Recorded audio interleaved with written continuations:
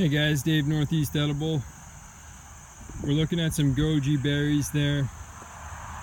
We got a couple planted in this row here. We're just getting done mulching them.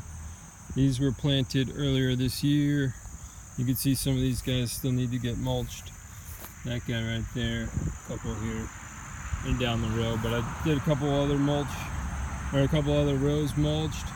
We got some gooseberries. We've got some beach plums. There's rows of elderberry further down. There's more rows of gooseberry. There's currants.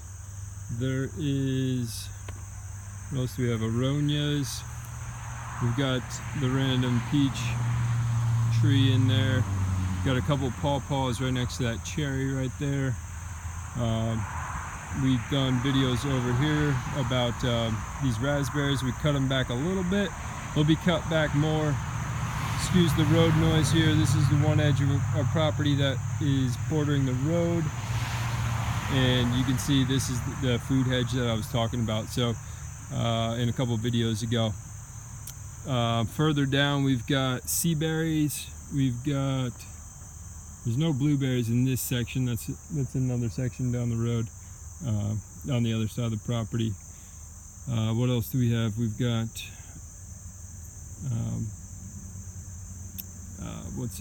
bush cherry, which is a nice one. It's similar to a cherry but a lot smaller, more like a bush formation.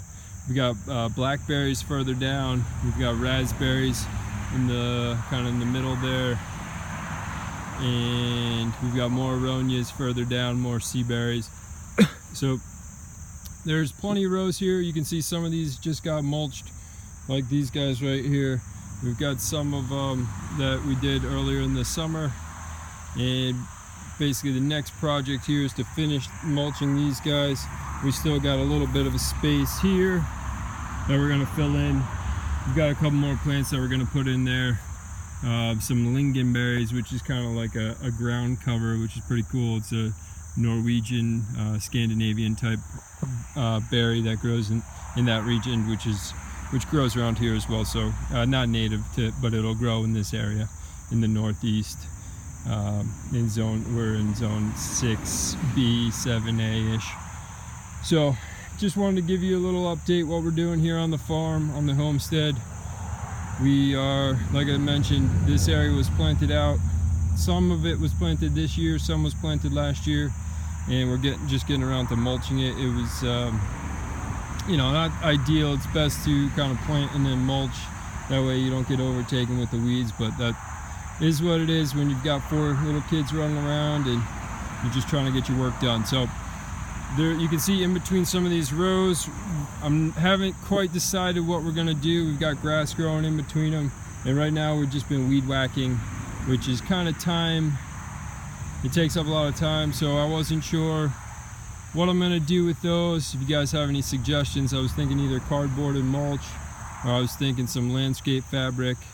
I'm not quite sure, so if you have any ideas, hit me up in the comments, and I'd love to hear them. So Dave, Northeast Edible, transforming this spot of our property into a berry production, a small scale berry production, and we hope to get hundreds of pounds of berries off this little area.